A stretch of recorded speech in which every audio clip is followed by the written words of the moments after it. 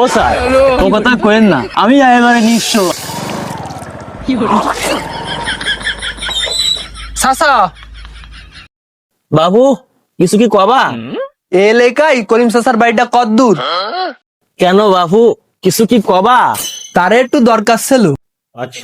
বাবু কি কবা কও, আমি সেই করিম কও।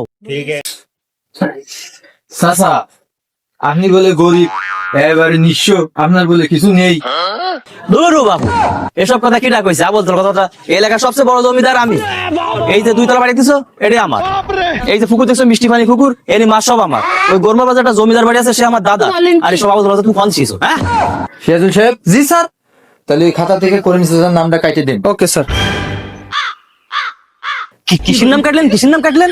চাচা আপনার নামে সরকারি একখান ঘর আইলো, আইসে দেখছি তো আপনার সবই আছে, তাই তিনি নামটা কাটে দিলাম।